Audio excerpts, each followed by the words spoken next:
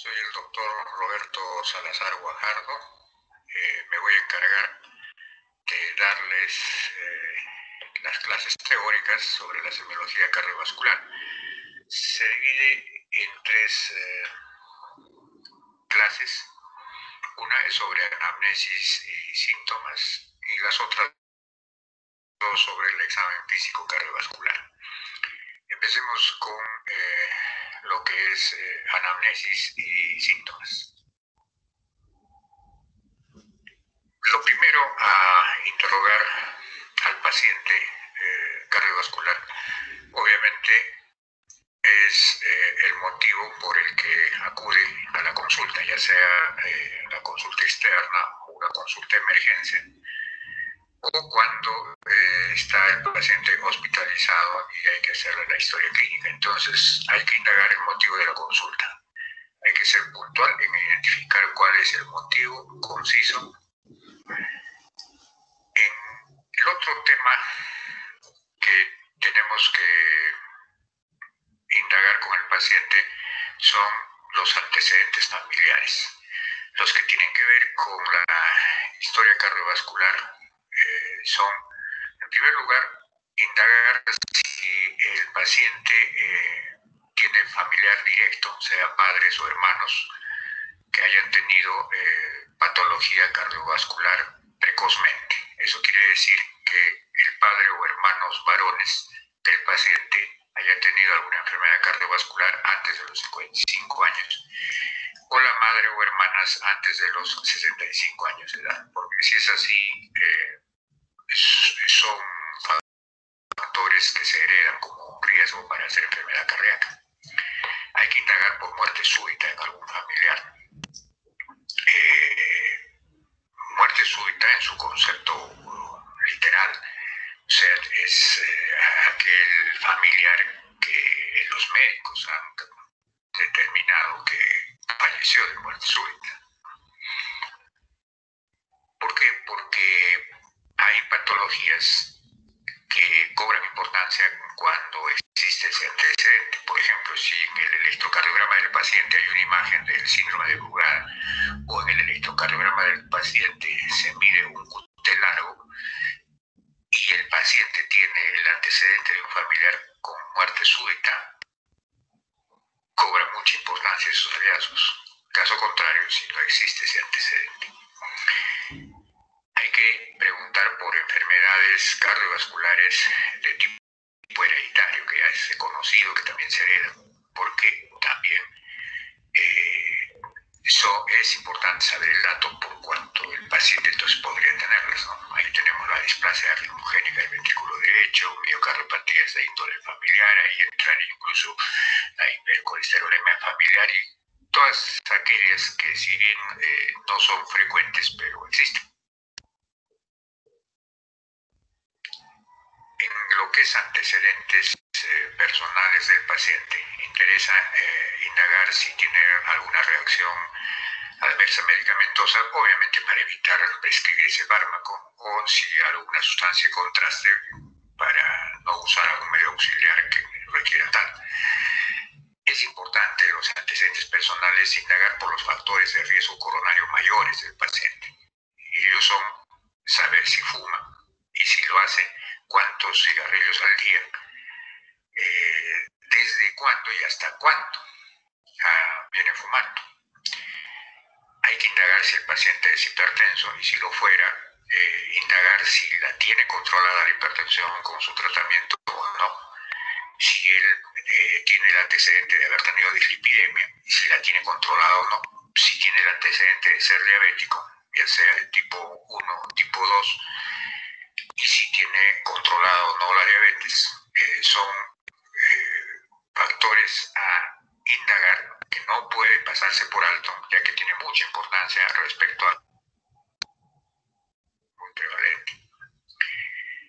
Hay que indagar también por historia cardiológica del paciente, concretamente preguntar si tiene algún diagnóstico de enfermedad cardíaca conocida por él, preguntarle si ha sido operado de corazón o si le han hecho algún procedimiento de tipo plastía percutánea.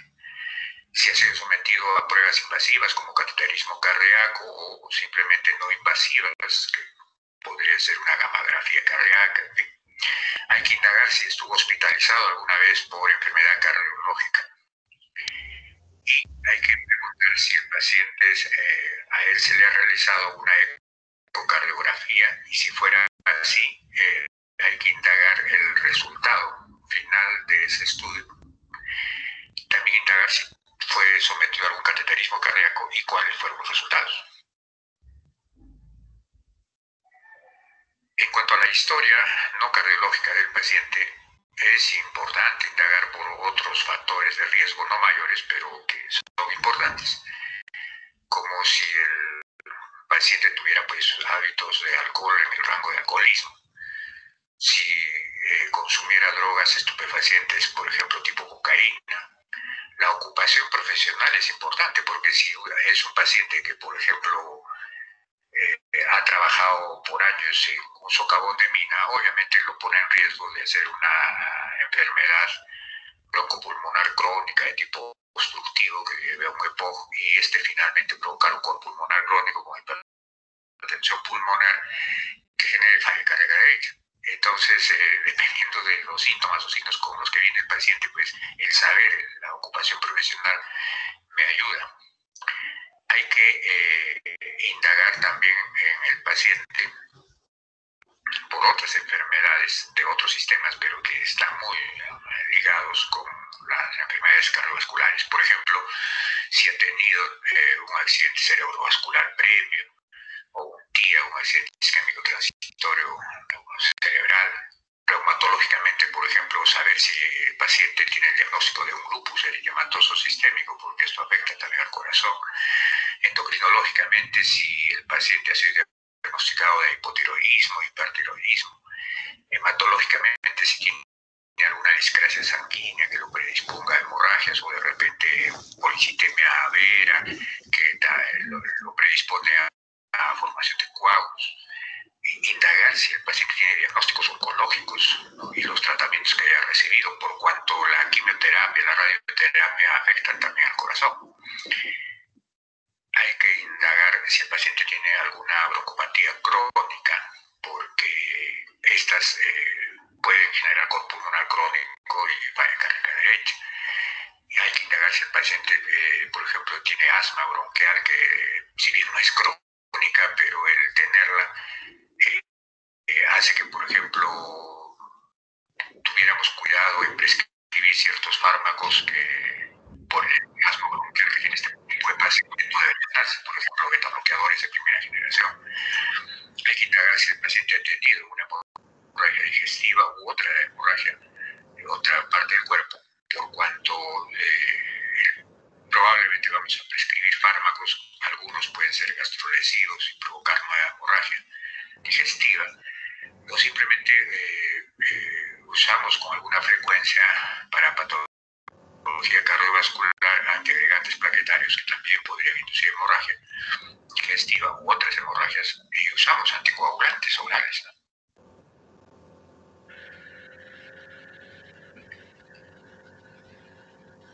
Es importante indagar si el paciente tiene algún tratamiento farmacológico crónico.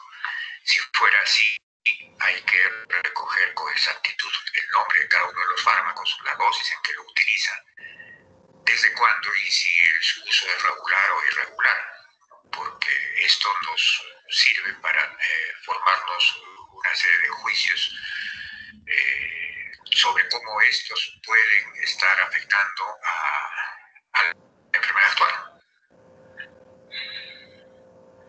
Por último, tenemos que indagar el estado basal del paciente en cuanto si, por ejemplo, es una persona que hace ejercicio regularmente o es sedentario, si tiene alguna limitación para la deambulación, porque si así fuera, nos limita, por ejemplo, el valor de la anamnesis para indagar una angina de pecho estable, que sabemos que se desencadena por el ejercicio.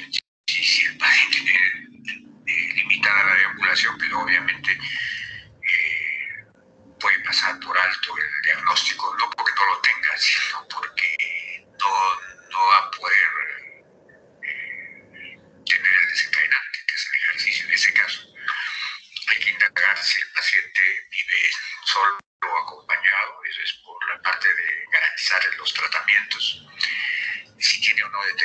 prohibitivo, porque si lo tuviera, por ejemplo, no sería un paciente elegible para utilizar anticoagulante oral como warfarina, porque requiere pues un estado de vigilia, de conciencia plena del paciente.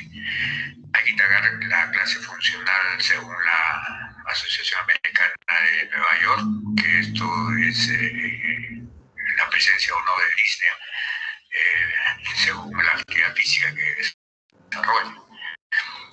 Hay que indagar si tiene o no angina, y si la tuviera hay que clasificarla de acuerdo a la Sociedad Canadiense de Cardiología, que es una clasificación similar a la de la clase funcional de Nueva York, pero en vez de usar disnea usamos la angina. En cuanto a la enfermedad actual, que es el síntoma o síntoma y o signo con el que vino el paciente a la consulta o hospitalizarse, por decir. Hay que indagar una serie de características que no hay que pasar por alto. Por ejemplo, la cronología, eso significa en qué momento comienza el problema y cómo se mantiene o remite, recurre o no vuelve, ¿no? El síntoma por el que está consultando. La localización, si es edema, por ejemplo, interesa saber si es de miembros inferiores, de cara, de manos. Si es un dolor de pecho, interesa saber pues si la localización es retroesternal, es epigástrica, es en el hombro derecho o izquierdo, en fin. La calidad del síntoma, ¿no? Que si es un dolor de pecho, por ejemplo, si es opresivo, urente, punzante, la intensidad en algunos casos de fertilidad, ¿no? Por ejemplo, el dolor del infarto o el miocardio muy intenso. Los factores desencadenantes, ¿no? Del síntoma que refiere el paciente, ¿no? Que podría ser qué cosa desencadena la disnea, nos permitiría, por ejemplo, establecer el diagnóstico de clase funcional. Qué cosa agrava el síntoma por el que viene y que lo alivia, ¿no? Por ejemplo, si el paciente tuviera una de estas disneas que luego veremos, que se agravan al ponerse de pie y alivia al adquirir el decúbito, entonces estaríamos ya identificando el síntoma. Circunstancias en que aparecen, ¿no? ¿Qué otros síntomas pueden estar asociados al problema actual, al síntoma actual? ¿Qué respuesta ha tenido el síntoma a algún tratamiento administrado, si es que se le ha administrado alguno? ¿Qué relación tiene el síntoma con el esfuerzo? Ya fue muy ligado con los síntomas de índole cardiovascular. ¿Y qué ritmo de mantenimiento pesado, de menos a más, de más a menos, o desaparece y reinicia en algunas circunstancias o después de un tiempo? Una serie de cosas se tienen que averiguar y más o menos están descritas de una manera muy general, global, en esta lámina. Los principales síntomas de las enfermedades cardíacas son dolor torácico, disnea, síncope, palpitaciones, edema, cianosis, tos y de alguna manera desarrollando en la clase. Hablemos del dolor torácico.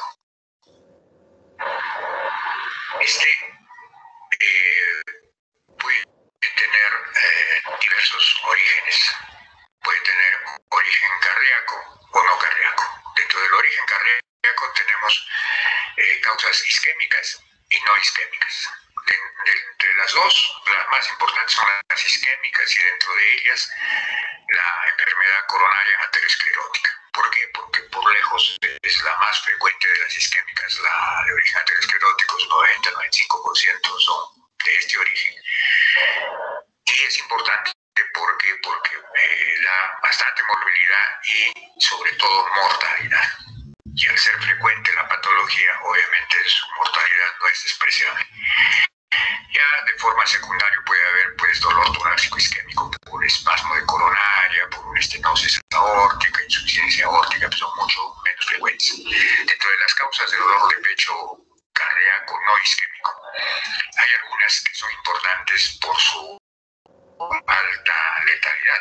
O sea, cuando ocurren casi siempre son mortales. Lo único bueno ahí es que no son frecuentes, pero no podemos perderlas de vista. Son, por ejemplo, el aneurisma disecante de la aorta torácica. Es una patología aguda que produce dolor muy intenso y que suele ser mortal. Una ruptura, por ejemplo, de cuerda tendínea del seno de Valsalva, generalmente secundario a un traumatismo o posterior a la necrosis por un infarto de miocardio, también puede ser importante y mortal. De menos trascendencia porque no son, digamos, productoras de muerte, pero sí están como causa de dolor de pecho cardíaco no isquémico, la pericarditis, las miocardiopatías, un prolapso de válvula mitral. Dentro de los dolores de pecho cuyo origen no es el corazón, no es cardíaco, tenemos estos grupos donde pueden ver de origen psicógeno, pacientes que padecen ansiedad, depresión o por simulación pueden tener el dolor. De origen parietal, o sea, originados en la pared del tórax, tenemos las costocondritis a cualquier nivel, no necesariamente en la segunda articulación costocondral, que es el síndrome de Tietze, la izquierda, sino cualquiera puede dar dolor, neuralgias intercostales, obviamente problemas óseos tipo fisura o fractura de una costilla. Dentro de las digestivas, la patología del esófago puede dar un dolor de pecho, ya sea por esofagitis o por un espasmo del esófago, la hernia hiatal también puede dar dolor, patologías de vesícula, pancreatitis, úlcera péptica, obviamente puede dar dolor que localice el tórax y hay que tenerlo como diagnóstico diferencial. Patología de origen pulmonar da también dolor de pecho, claro que sí. Cualquier síndrome de condensación neumónico, neumonía, alteraciones en la pleura dan dolores pleuríticos, un neumotórax espontáneo da también dolor de pecho. Obviamente, pues el estetoscopio, el examen del pulmón permite identificar un tromboembolismo pulmonar, da un dolor de pecho de inicio agudo asociado a disnea aguda de causas que no se logran identificar clínicamente y es un motivo, una causa de dolor de pecho de origen no cardíaco. ¿Sí? Entonces vamos a desarrollar el dolor torácico de origen cardíaco y concretamente de origen isquémico y dentro de él cuya etiología es la aterosclerosis. ¿Sí? Entonces este dolor coronario aterosclerótico se clasifica clínicamente en el síndrome coronario agudo y el crónico. El agudo está compuesto por la angina de pecho inestable, que puede ir de la mano con un infarto agudo de miocardio no ST elevado, por el infarto agudo de miocardio ST elevado, que es el clásico, y muerte súbita. Y por el otro lado tenemos el síndrome coronario crónico, que es donde está la angina de pecho estable. Estas patologías, el dolor isquémico por angina de pecho estable, su fisiopatología es una placa de ateroma donde lo que se reduce significativamente es la luz del vaso y eso genera un desbalance entre oferta y demanda de oxígeno por el miocardio frente a un ejercicio y es así como aparece el dolor con características de angina de pecho estable por esta enfermedad. Entonces lo que ustedes tienen que aprender como síntoma es a reconocer que este dolor de pecho tiene las características para etiquetarlo como angina de pecho estable. ¿Cuáles son esas? Las que están aquí desarrolladas. Dolor retroesternal, epigástrico o precordial. Estamos hablando de la localización. Son las 3 localizaciones aceptadas por la gran mayoría de autores sobre el tema reconocidos. El tipo calidad del dolor puede ser de 2 formas. Puede ser constrictivo, o sea, el opresivo, o el urente, que es una sensación de ardor, de quemazón. Más bien, si el dolor es punzante o sordo, alejan la posibilidad de que sea una angina de pecho. Otra característica importante es que este dolor isquémico puede irradiar a la cara anterior del cuello, al maxilar inferior, a ambos hombros o brazos, generalmente al izquierdo, e incluso hasta localizada en la región cubital del brazo. Y también puede irradiar a la región interescapular izquierda. Entonces, son características que incluso se van a repetir con la otra angina que vamos a ver luego. Lo que hace que podamos definir que esta es una angina estable es lo que está en blanco acá. O sea, la duración puede durar entre 2 a 20 minutos. Se desencadena necesariamente por un esfuerzo físico o una emoción que equivale al esfuerzo físico. Se caracteriza también porque alivia con el reposo o alivia con el uso de el dolor isquémico por angina de pecho inestable. También es una placa de ateroma, como la vemos ahí en la figura, en la foto, pero es una placa que se ha roto, es una placa vulnerable, se rompe, se forma un trombo que al ser suboclusivo genera la angina inestable. Entonces, hay 5 formas de angina de pecho inestable. La prototipo es la de reposo, la clásica. La angina de pecho inestable es una angina entonces de reposo, que es similar a la otra, a la que acabamos de ver, al estable, en lo que es localización, el tipo de dolor, la irradiación, son similares a la estable. La diferencia es que en este caso es una angina de reposo, o sea, no requiere de un ejercicio para que ocurra, más bien ocurre en reposo, por ende no calma con el reposo y puede durar algo más, se dice hasta 30 minutos. De otra manera, tienen que existir por lo menos 2 o más episodios en el lapso de 24 horas y por un lapso de 24 a 48 horas. O sea, no puede durar más de 48 horas y no puede haber un episodio en 24 horas, sino por lo menos 2 o más, que corresponden cada episodio a la ruptura y formación del trombo de esa placa. La angina de reciente inicio o primera presentación es más bien una angina, a diferencia de la anterior, de esfuerzo. Pero que al interrogar por el tiempo que la viene presentando el paciente, no tiene más de un mes de haber iniciado. Y además, al interrogar por la frecuencia con la que se presenta, no tiene características, sí tiene características de severidad. Entonces, la angina de reciente inicio o primera presentación es una angina de esfuerzo, pero que no tiene más de un mes de estar presentándose y más bien es frecuente en su presentación. Entra a ser parte del grupo inestables porque todas estas anginas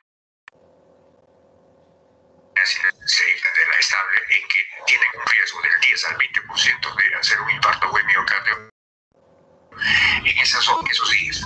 Por eso este grupo se hospitaliza, el anterior se maneja ambulatoriamente. Inestable, la angina profunda acelerada nuevamente es una angina de pecho de esfuerzo, no es de reposo, pero que de pronto el paciente ya la tiene meses o años y de pronto empieza a progresar en que ya sea en la frecuencia de prestación del dolor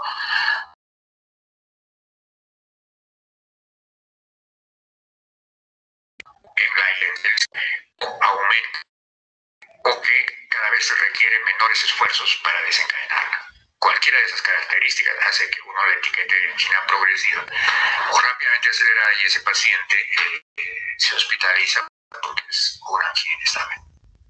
La angina posinfarto es la más ominosa de todas las inestables.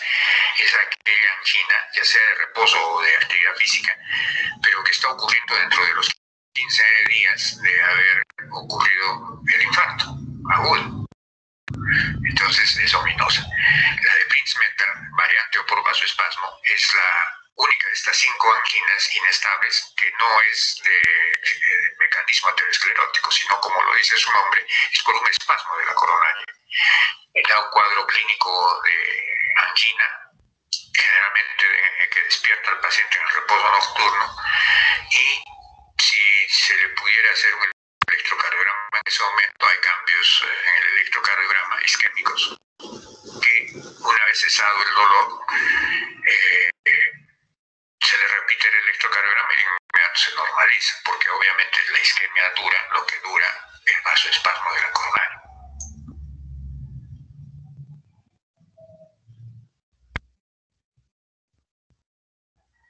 Otro tipo de dolor isquémico es el producido por el infarto agudo de miocardio, que nuevamente es una placa vulnerable, pero esta vez el coágulo formado por la ruptura de la placa ocluye totalmente la luz y entonces hay necrosis. Aquí ya no es isquemia solamente, sino necrosis. Entonces el cuadro clínico de este infarto agudo es un dolor torácico similar al de la angina inestable que hemos narrado en lo que significa localización, el tipo de dolor, la posible irradiación, el no requerir esfuerzo para ocurrir, ni tampoco alivia con reposo y nitritis. En lo que diferencia es en la intensidad, que es mucho mayor, es muy intenso, y la duración, que es mayor de 30 minutos. Además, este dolor durante el infarto se asocia con náuseas y o vómito y diaforesis fría, que son síntomas neurovegetativos. Y si es que el paciente con el infarto está haciendo insuficiencia cardíaca, se puede añadir disnea, fatiga. Y si el paciente está haciendo por la necrosis del infarto un bloqueo auriculoventricular completo, puede incluso debutar con síncope. Este dolor del infarto puede ser atípico en el posoperatorio inmediato de cualquier cirugía, en diabéticos, ancianos y mujeres. Entonces, en estos grupos poblacionales hay que tener cuidado para negar el diagnóstico, porque tanto el cuadro clínico del infarto como de las anginas pueden... Otro síntoma cardiovascular es la disnea. Entonces, la disnea no es sino la sensación de falta de aire que percibe el paciente o sensación consciente de necesitar un mayor esfuerzo para poder respirar. La causa de la disnea puede ser cardíaca, respiratoria o ansiosa. Esas tres son las más frecuentes. Nosotros vamos a hablar algo más de la cardíaca. También son orígenes de disnea de menor frecuencia de presentación, la anemia cuando es severa, la disminución de la presión parcial de oxígeno, o sea, cuando uno está a gran altitud, la obesidad cuando es importante, las intoxicaciones, por ejemplo, por plomo, la acidosis metabólica por cualquier patología, la de origen central, por ejemplo, secundaria a un ACV o una hemorragia intracerebral. La disnea cardíaca generalmente se relaciona con congestión pulmonar, que es debido a una insuficiencia cardíaca izquierda, congestiva, o sea, falla del ventrículo izquierdo. ¿Cómo así? La patología que la va a generar, que va a provocar esta disnea, empieza dando un aumento de presión patológicamente dentro del ventrículo izquierdo. Retrógradamente se transmite hacia la aurícula izquierda, que también patológicamente aumenta de presión. En ocasiones empieza en la aurícula el aumento de presión y no en el ventrículo. Retrógradamente esa presión elevada de aurícula izquierda se transmite hacia las venas pulmonares y al capilar pulmonar, y estamos asistiendo a una hipertensión venocapilar pulmonar. En ese momento la presión hidrostática dentro del capilar supera la presión oncótica y entonces sale líquido del capilar hacia el intersticio pulmonar y estamos asistiendo a un edema intersticial pulmonar. Cuando eso ocurre, el pulmón se vuelve rígido para sus movimientos y surge la disnea, la sensación de falta de aire. Si sigue esto progresando, el líquido no queda en el intersticio pulmonar, sino se puede introducir al alveolo y ya asistimos a un edema alveolar, lo cual hará que la disnea sea mucho mayor, ¿sí? Tanto por la rigidez del pulmón como por la dificultad en el intercambio gaseoso que genera. Esta disnea cardíaca ha permitido desde el año 1964 establecer un diagnóstico de clase funcional que fue propuesto aquella vez y es vigente hasta la fecha por la Asociación de Cardiólogos de la Ciudad de Nueva York. Entonces, la clasificación funcional basada en la disnea va de 1 a 4. Se dice que un paciente está en clase funcional 1 cuando no tiene limitación para realizar actividad física. O sea, la actividad física habitual no produce síntomas. O sea, en esta clase estaría el paciente que solo podría tener disnea de grandes esfuerzos. En clase funcional 2 es cuando hay una ligera limitación de la actividad física, o sea, el paciente está cómodo en el reposo, pero la actividad física habitual produce síntomas. ¿A qué nos referimos? Al caminar, correr brevemente, subir un piso. Es conocida como la disnea de medianos esfuerzos. Clase funcional 3 es donde hay marcada limitación de la actividad física, o sea, el paciente está cómodo en reposo, pero una actividad física menor que la habitual ya produce síntomas. ¿Cuáles son esas actividades? Asearse, vestirse, hablar, comer. O sea, esta equivale a la disnea de pequeños esfuerzos. Y la clase funcional 4, que es cuando el paciente tiene síntomas en reposo, o sea, es la disnea de reposo. Cada renglón para cada clase es como cada diferente autor de libros lo expone, pero al final todos ellos se están ajustando a lo que fue propuesto en 1964 y que sigue vigente. Ortopnea es una disnea del decúbito supino que obliga al paciente a adquirir la posición ortopneica que no, sino la semisentada o incluso levantarse pues, de la cama, aliviando rápidamente la disnea. Se afirma que esto ocurriría porque el paciente al adquirir el decúbito, el territorio, la sangre que está del territorio esplácnico, o sea, de las venas del sistema digestivo y las que están en los miembros inferiores, de inmediato, por el decúbito dorsal, de inmediato retornan al corazón derecho, a la aurícula, y por ende rápidamente llegan a la aurícula izquierda. ¿Eso qué significa? Que al adquirir el decúbito dorsal, cualquier persona lo que está haciendo es aumentar el retorno venoso al corazón, o sea, la precarga.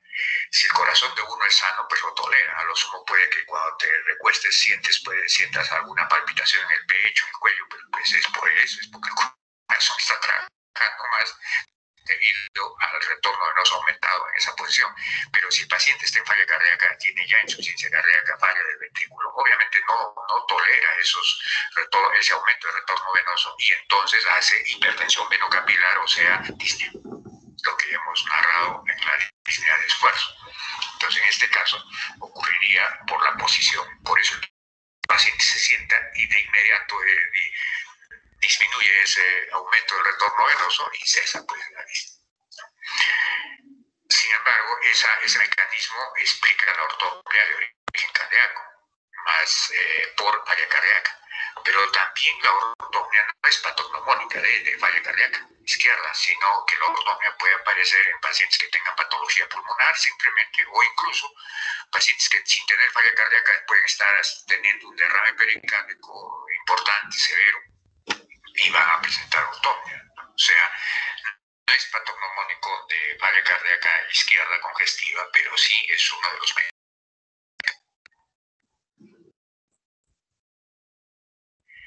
Aquí tenemos la posición ortopneica. El paciente se ve obligado a sentarse o colocarse semisentado para... La tripopnea es más bien la disnea de uno de los decúbitos laterales. Esto ocurre cuando hay patología en el pulmón que queda arriba. La patología puede ser por un derrame pleural o por patología del parénquima o incluso puede haber una obstrucción de la vía aérea, pero todo en el pulmón que queda arriba. Y el pulmón sano está aplastado abajo. En cambio, el paciente por eso tiene disnea, porque el pulmón, que es el único que trabaja, está aplastado por el peso del cuerpo. Entonces el paciente tiene disnea.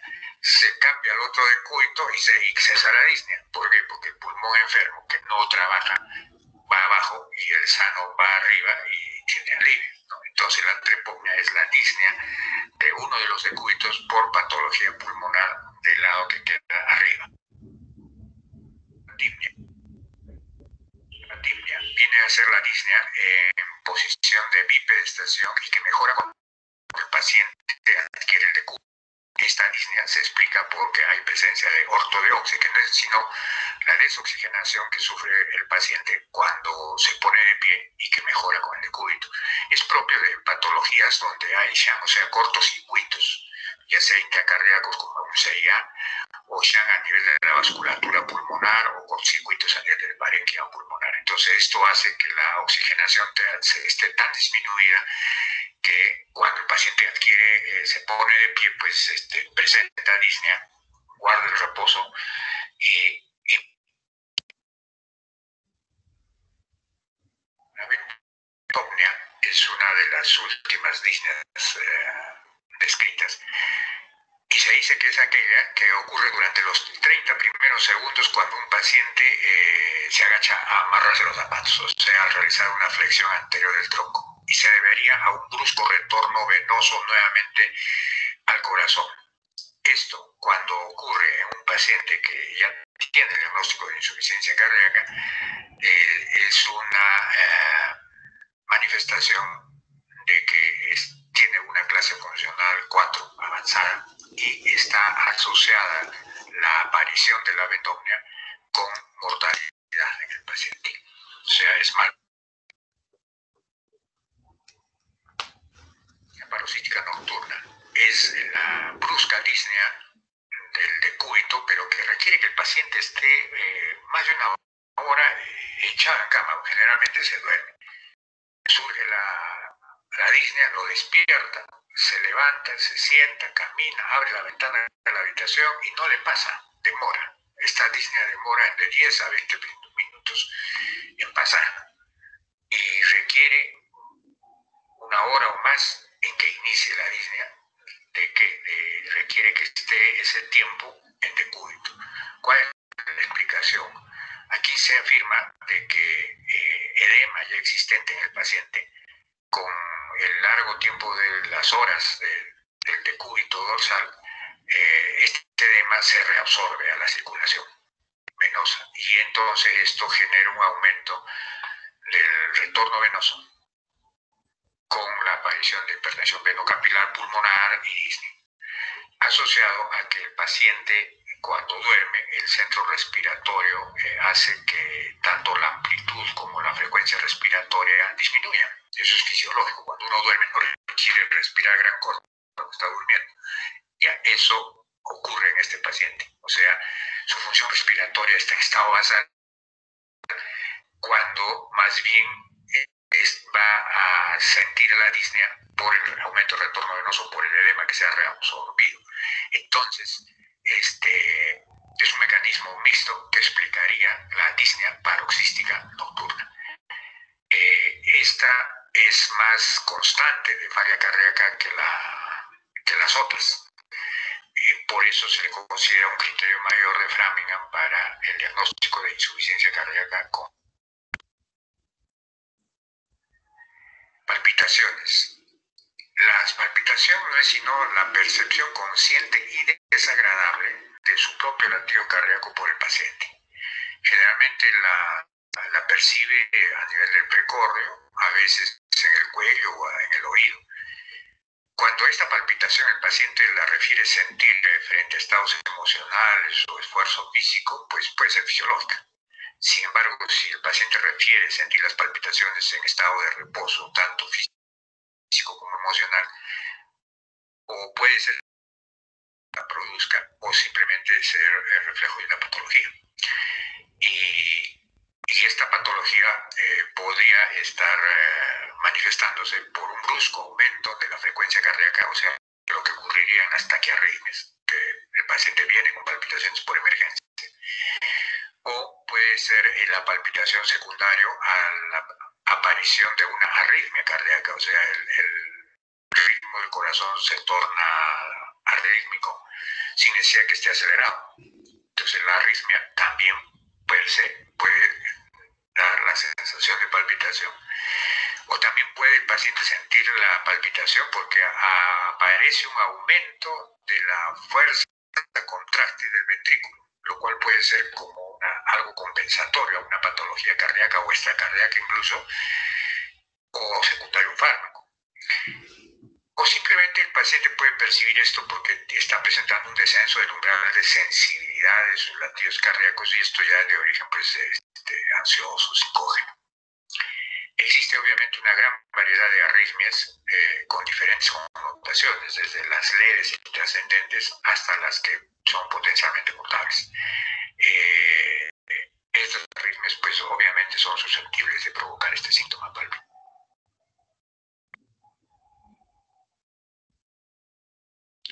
El edema. El edema es la tumefacción mística ocasionada por el aumento del líquido intersticial. Las causas de edema pueden ser, por ejemplo, por disminución de la presión oncótica dentro del plano.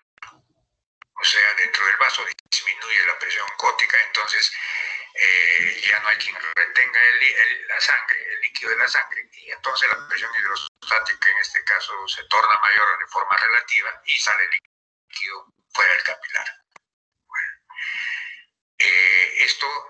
Entonces el edema producido por disminución de la presión oncótica puede ocurrir en pacientes que tienen disminución de la albúmina en sangre, y esto podría ocurrir en el síndrome nefrótico, en la insuficiencia hepática crónica, en pacientes con síndromes de mala absorción o malnutrición. Otro mecanismo de producción de edema es cuando es al revés. No es que baje la presión oncótica, sino que más bien aumenta la presión hidrostática, y esto podría ser porque ocurre un aumento de la presión en el circuito venoso o porque hay una obstrucción al flujo en el circuito venoso que termina pues, provocando ese aumento de presión. Cualquiera de las dos. Entonces, dentro de este mecanismo, la más frecuente e importante en nuestra clase es la que resaltaba con amarillo, que es la insuficiencia cardíaca. La insuficiencia cardíaca derecha hace que exista un aumento de la presión a nivel de las venas sistémicas, o sea, de las cavas, y por eso es que por el aumento de la presión en la cava inferior surge pues, el edema de miembros inferiores, ¿listo? Pero también puede haber entonces por un mecanismo de aumento de presión hidrostática, se explica el edema por trombosis venosa profunda de las piernas, o alguna insuficiencia venosa crónica, o por el embarazo, o por un tumor pélvico que esté pues comprimiendo a la cava inferior, o por simplemente una expansión del volumen intravascular, ya sea porque se le administra mucho líquido endovenoso, o por una insuficiencia renal. Otro mecanismo por el cual surge el edema es por aumento de la permeabilidad del capilar. ¿Para qué? Para que salga el líquido pues, del interior del capilar al exterior, y se produce el edema. Y esto, ¿en qué casos es cuando el edema es local, ya sea por un cuadro infeccioso local, o ya sea por una contusión, un golpe local. Entonces hacen que la permeabilidad capilar se altere y salga líquido. Lo propio ocurre por cuadros anafilácticos, ya sean locales, por picadura de un insecto local, o ya sea anafilaxia pues, generalizada, ¿no es cierto? Incluido el edema angioneurótico ahí, es justo porque hay un aumento de la permeabilidad capilar, y entonces por anafilaxia, y entonces surge el edema. O incluso puede haber aumento de permeabilidad capilar y edema, por ejemplo, como efecto secundario de calcio antagonistas, ¿no? Que la edema malleolar, por ejemplo. Otra causa de edema es la obstrucción del circuito linfático, del retorno de la linfa hacia el corazón, o sea, eso se denomina linfedema. Clínicamente se puede caracterizar porque no deja signo de la FOBE. Ejemplos de ello tenemos pues lesiones por radioterapia, por patología oncológica, malformaciones congénitas, infiltración maligna, elefantiasis, son causas. El edema de origen cardíaco generalmente es entonces por insuficiencia cardíaca congestiva derecha, que ya acabamos de decir, hace que aumente la presión hidrostática dentro de la cava inferior y se produce el edema. ¿Sí?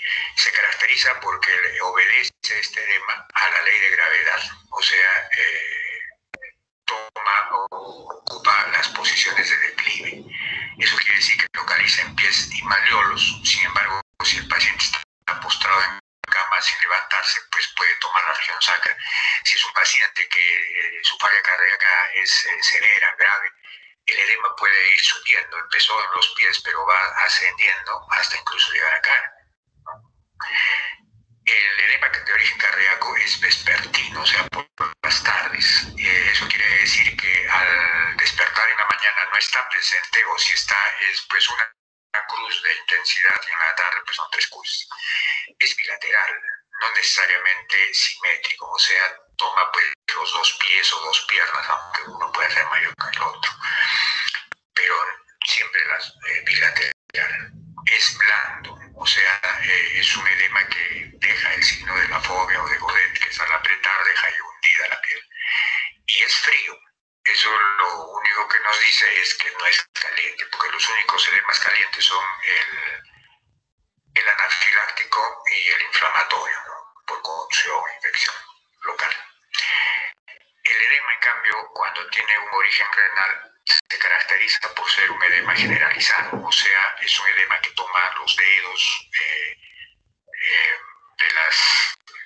o sea, toma los pies, los dedos de manos, la cara, generalizado. Y además es un edema matutino, o sea, está presente desde la mañana, no se modifica. El edema de origen hepático, en cambio, localiza en pared abdominal y se precede de ascitis. Además, obviamente puede localizar en pies y malleolos, pero lo que clínicamente nos orienta a él es que lo localizamos en la pared abdominal. El misedema es un pseudoedema por acúmulo de sustancia mixoide durante el hipotiroidismo. Ahí tenemos un ejemplo de edema bilateral con signo de... La cianosis es la coloración azulada de piel y mucosas debida a un aumento de la hemoglobina reducida en la sangre capilar por encima de 5 gramos por decilitro. La cianosis puede ser central o periférica. La cianosis central puede ser por derivados anormales de la hemoglobina, como la metahemoglobinemia, por ejemplo, intoxicaciones por plomo, o la sulfahemoglobinemia. Y la cianosis central puede ser también por insaturación de la sangre arterial, que a su vez puede deberse a 2 causas, pulmonar o cardíaca. Cuando es de causa pulmonar, significa que cualquier patología broncopulmonar suficientemente severa es capaz de dar cianosis. ¿Por qué? Porque la oxigenación pues, es pésima, y entonces la sangre reducida pues, llega a superar los 5 gramos por decilitro en los capilares. Entonces, cualquiera de ellas es susceptible de generarlas. Ahí tenemos por hipoventilación a nivel de alveolos, o una alteración en la relación ventilación-perfusión, o hay perturbación en la difusión del oxígeno. Las de causa cardiovascular básicamente son cortocircuitos cardíacos con shunt o flujo de derecha a izquierda. Ese es el tema. La cianosis central cardíaca y prácticamente son cardiopatías congénitas, ¿cierto? Tetralogía de Fallot de la cabeza, o puede ser un síndrome de Eisenmenger, Epstein, fístulas arteriovenosas pulmonares, o sea, cortocircuitos cardíacos, generalmente congénitos, con shunt o flujo de derecha a izquierda, o sea, donde la sangre no oxigenada contamina la oxigenada. La cianosis periférica, en cambio, el mecanismo por el que se produce es por una mayor extracción de oxígeno a nivel de los tejidos, desde el capilar sistémico. Entonces, ¿cómo se explica esto? Por ejemplo, puede estar ocurriendo a nivel de las vénulas, del capilar sistémico o de las arterioles. Entonces, supongamos que el retorno venoso es lento porque el paciente está en insuficiencia cardíaca derecha congestiva, entonces la presión de las venas cavas es muy alta. Entonces el tránsito de la sangre por las vénulas es tan lento que hace que el tiempo de permanencia de la sangre atravesando el capilar sistémico dure más de lo debido. Entonces, como dura más tiempo,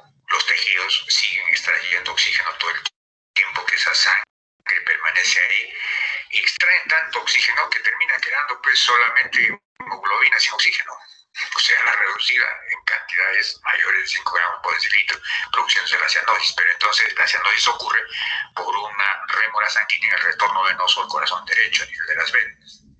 Al otro lado, arteriolas, si el flujo de llegada de sangre hacia el capilar por las arteriolas es ínfimo o es mínimo, quiere decir que el poco flujo que atraviesa el capilar sistémico llevando poco oxígeno también va a ser extraído ese poco oxígeno con mucha avidez por el tejido que lo necesita y produce cianosis, porque la hemoglobina reducida otra vez se eleva. Pero en este caso es por poco aporte. Eso se puede provocar en insuficiencias cardíacas izquierdas por falla de la contracción del ventrículo izquierdo. Por ejemplo, en cualquier estado que provoque un shock, donde hay poco flujo llegando al capilar, cianosis. Otra forma de cianosis es cuando el problema es en el capilar sistémico mismo, ya no es en las vénulas ni en las arteriolas, sino en el capilar sistémico. Entonces, por ejemplo, el fenómeno de Raynaud, que es frente al frío, pues hay una vasoconstricción del capilar. ¿Eso qué quiere decir? Que va a conducir a un enlentecimiento en la velocidad con que pasa la sangre, transportando oxígeno ese capilar. Al pasar demasiado tiempo por el capilar, obviamente hay habilitación de oxígeno, cianosis. Y finalmente, si esto lo llevamos a niveles mayores, más grandes, por ejemplo, una obstrucción de una arteria ya periférica mucho antes de la arteriola, obviamente hace que llegue poco un mecanismo parecido al de la arteriola y cianosis. Y un retorno venoso obstruido, una obstrucción venosa ya grande, hace lo propio. Entonces, esos son los mecanismos por los cuales es periférica.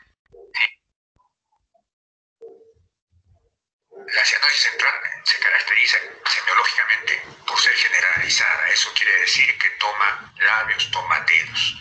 Caliente quiere decir que si le tocamos los dedos, no están fríos.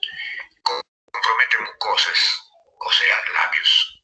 Y se acompaña de acropaquia, que no son sino los dedos hipocráticos o en palillo de tambor, o sea, uñas en vidrio de reloj, deformación de las articulaciones interfalángicas distales, pérdida del ángulo ahí de la uña.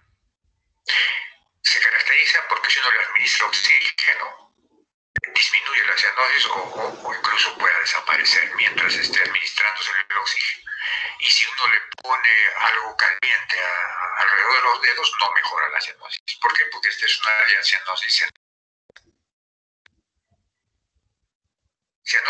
periférica. Semiológicamente se la identifican porque es localizada. ¿Localizada dónde? En los dedos, de las manos, de los pies. Es fría, uno toca los dedos, son fríos. Le pone paños calientes a los dedos, mejora la cianosis. En cambio, le pone un oxígeno, no mejora. Entonces, la cianosis periférica es de esta característica semiológica. Existe la cianosis mixta, donde hay un mecanismo combinado. Por ejemplo, un paciente con un enfisema pulmonar severo.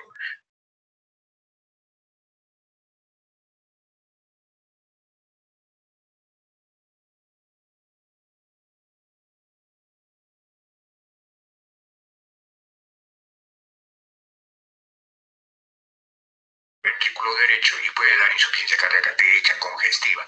Por ese mecanismo puede dar lentitud en el retorno venoso a nivel de las vénulas y entonces genera cianosis periférica, cardíaca y central respiratoria.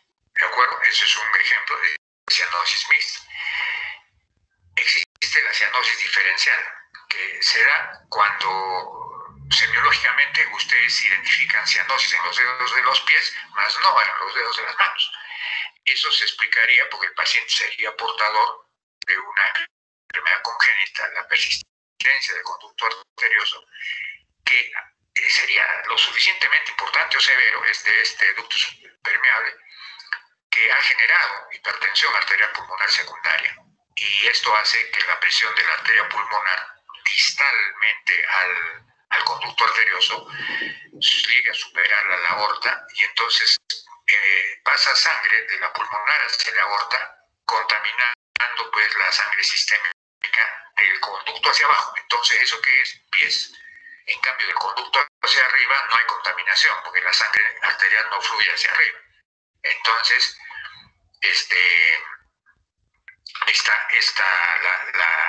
los dedos de las manos no están recibiendo sangre contaminada, sí, lo de los pies, ¿sí? Entonces, eso explicaría la cianosis diferencial. Hemoptisis viene a ser el embudo de sangre o la eliminación de sangre que proviene del tracto respiratorio a través de un cosquilleo a nivel laringio.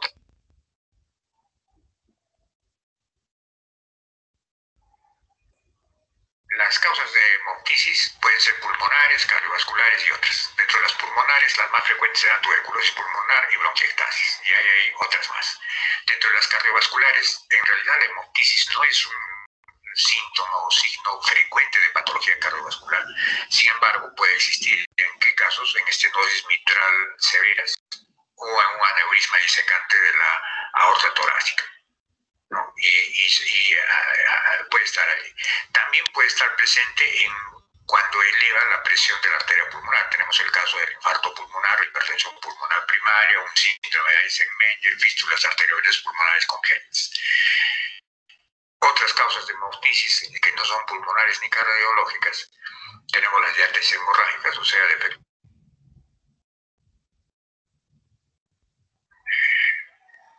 enoxaparina, síncope.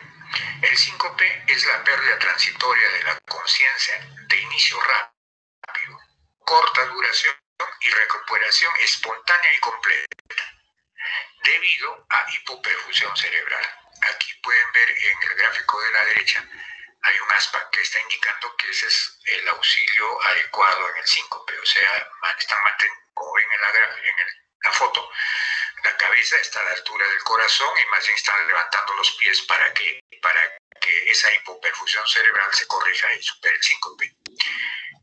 En cambio, lo que no se debe hacer es donde hay una cruz a la izquierda, donde el paciente desmayado, en su auxilio, lo levantan. Y lo único que están haciendo es dejar al cerebro por encima del nivel del corazón, entonces están perpetuando la hipoperfusión cerebral, ¿no? Y cuando viene el familiar trayendo al paciente al médico y uno pregunta qué ha pasado, entonces le va a decir, se ha desmayado 3 veces, ¿cómo 3 veces? Sí, se cayó, lo levantamos, se volvió a desmayar, le volvemos a levantar, se volvió a desmayar, claro, porque no le dejamos recuperar.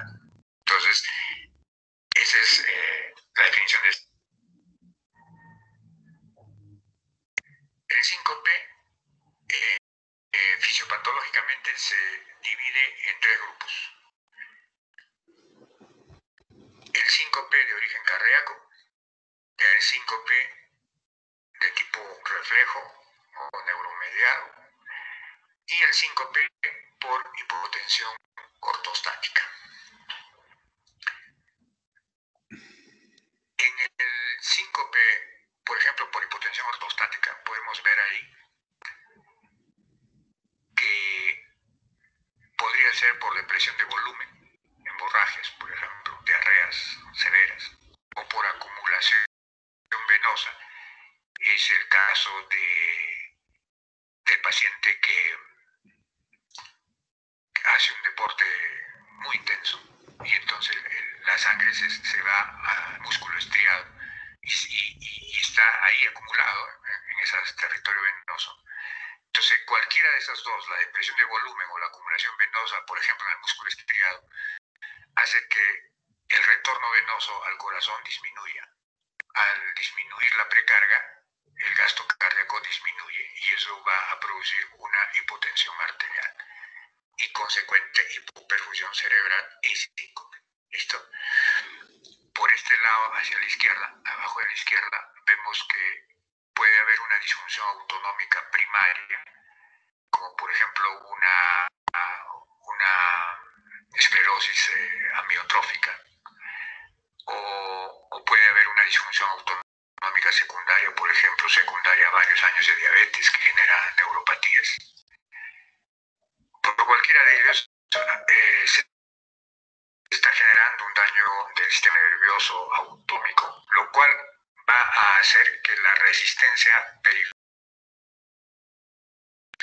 disminuya vasodilatación cuando debería producir vasoconstricción en respuesta a lo que fuera, por ejemplo, el cambio de posición, cuando el paciente está de pie. Y eso induce obviamente hipotensión arterial, hipoperfusión cerebral y síncope. Aquí, a la izquierda, en horas 9, tenemos que el índice disfunción autonómica inducida por fármacos. Entonces, esto es el uso de vasodilatadores, los antihipertensivos, que son vasodilatadores, van a disminuir la resistencia periférica, ¿no?, por vasodilatación, hipotensión arterial, hipoperfusión cerebral, síncope. Vamos hacia arriba, acercándonos a las 10, 11 por ahí. Tenemos que puede haber un síncope reflejo a través de reflejos inadecuados que puedan ya sea vasodilatar y generar hipotensión, o ya sea disminuir el gasto cardíaco y generar hipotensión y por ende síncope. Este síncope reflejo, que es neuromediado, puede ser entonces a través de la vasodilatación o inhibiendo al corazón con bradicardias, por ejemplo, notorias, en respuesta a determinadas situaciones, ¿sí?, que luego las vamos a ver. A este lado, al lado derecho, en celeste, tenemos el síncope de origen cardíaco, concretamente arritmias cardíacas pueden generarlo. ¿Por qué? Porque van a disminuir el gasto cardíaco, hipotensión. Daño estructural cardíaco, por ejemplo, una estenosis severa de válvula aórtica, va a disminuir también el gasto cardíaco, hipotensión. Otros, por ejemplo, un mixoma auricular se podría introducir en el anillo mitral, segundos que no deja pasar sangre,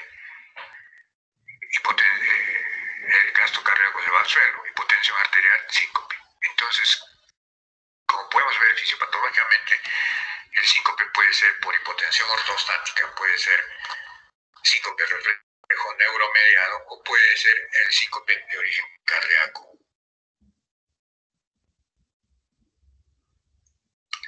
Aquí tenemos la clasificación actualizada de 2018, las guías sobre síncope de la Sociedad Europea de Cardiología, que la divide en 3 grupos: el síncope reflejo o neuromediado, el debido a hipotensión ortostática y el de origen cardíaco.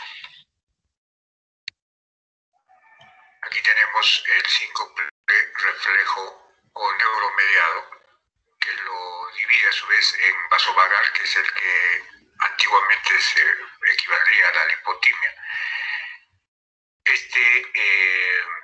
A su vez lo divide en el ortostático, que ocurre en personas que están de pie, y el emocional, por miedo, pánico, instrumentación, fobias. Tenemos la otra forma de síncope reflejo, que es el situacional, que ocurre, por ejemplo, cuando el paciente está miccionando o al tragar alimento, defecar, al toser, estornudar tras ejercicio, al tocar instrumento de viento. En este grupo de reflejo tenemos el del seno carotídeo, que es por masaje al seno carotídeo, y formas atípicas que clínicamente no aportan las características a algún tipo de síncope, pero el estudio que se hace finalmente lo muestra.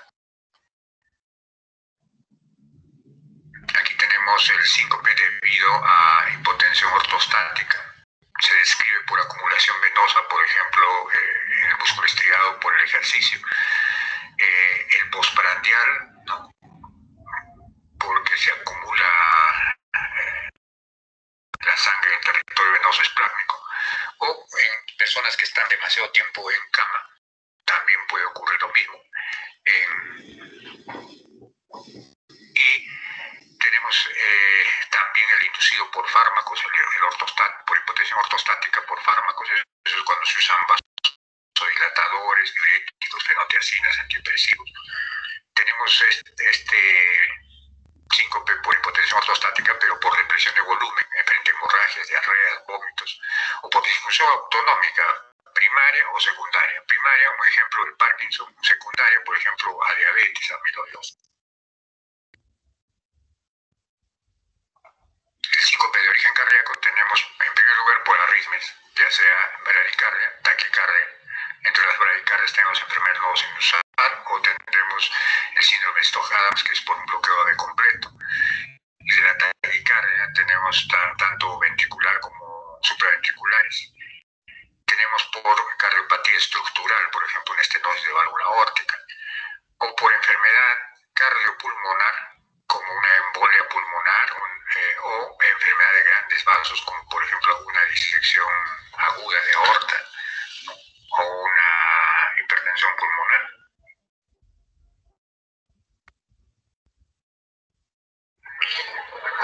En el cuadro de la izquierda vemos la prevalencia del síncope de mayor a menor. 34% está agrupado el idiopático, o agrupa el idiopático, o sea, el de causa no determinada. Un 18% resulta ser vasovagal, un 14% el cardíaco de causa eléctrica, o sea, temas de arritmias, un 10% de origen neurológico, un 8% por hipotensión ortostática, del 4 al 8% el cardíaco de causa mecánica, del 2 al 7% psicógeno, un 5% situacional, 3% debido a fármacos, y del 1 al 4% por estimulación del seno carotidio. En el cuadro de la derecha se ven dos columnas. La primera, donde se hablan de síntomas, y en la columna de la derecha se encuentra el tipo de síncope a pensar, de acuerdo al síntoma que aparece en la columna de la izquierda. Entonces, según los síntomas, uno inclina clínicamente a sospechar determinado tipo de síncope, de acuerdo a la revisión que ya hemos hecho fisiopatológica. ¿Sí?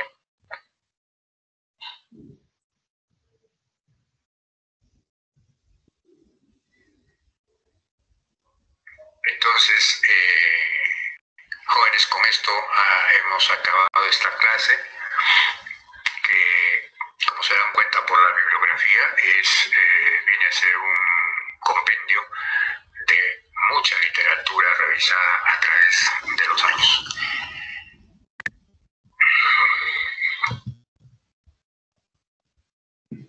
Bien, jóvenes, entonces nos hemos pasado bastante de hora. Vamos a corregir eso para las siguientes dos clases, para hacer unos 45 minutos. Damos por terminada la clase de hoy, ¿sí?